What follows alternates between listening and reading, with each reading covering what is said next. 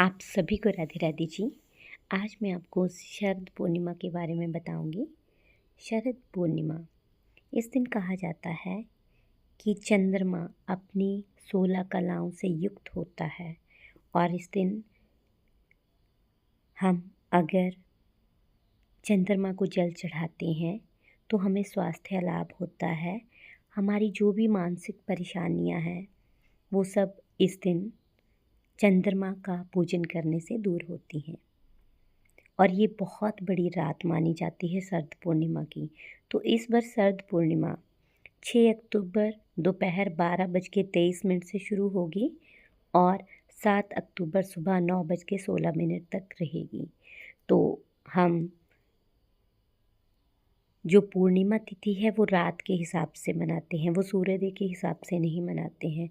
तो 6 अक्टूबर को व्रत रहेंगे और 6 अक्टूबर को ही शरद पूर्णिमा मनाई जाएगी। इस दिन भगवान कृष्ण जी ने, जो कि मेरे आराध्य हैं, उन्होंने गोपियों के साथ महारास रचाई थी। श्री राधा जी और गोपियों के साथ महारास रचाई थी और कहा जाता है इस दिन लक्ष्मी माँ का प्राकट्य हुआ था। क्योंकि माता लक्ष्मी, जब भी समुद्र मंथन हुआ था शरद पूर्णिमा के दिन, तो रत्नों के साथ माता लक्ष्मी भी प्रकट हुए थे।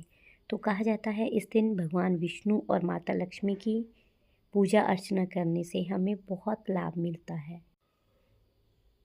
तो इस रात आप एक तो चंद्रमा को जल ज़रूर चढ़ाएं और जब भी चंद्रमा को जल चढ़ाएं कोशिश करें कि आप उस टाइम लक्ष्मी माता का कोई भी मंत्र या ओम सोम सुमाय नमः का जाप करें।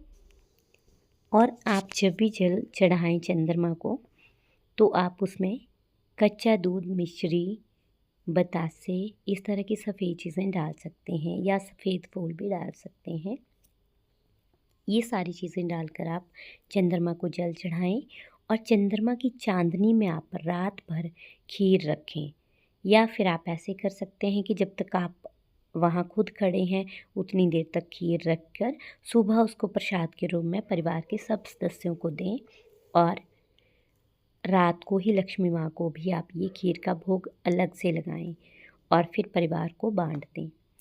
तो इस दिन ये सब करने से आपको शारीरिक स्वास्थ्य में भी लाभ होता है, मानसिक तनाव से मुक्ति मिलती है और सबसे बड़ी बात है कि आपके लिए ये दिन बहुत शुभ होता है। क्योंकि इस दिन लक्ष्मी माता और विष्णु भगवान की विशेष कृपा हम लोगों को प्राप्त होती है और उनका नाम जाप करने से धरती के सुख तो मिलते ही हैं, साथ में हमें स्वर्गलोक की प्राप्ति भी होती है और मृत्यु के बाद हमें यमलोक के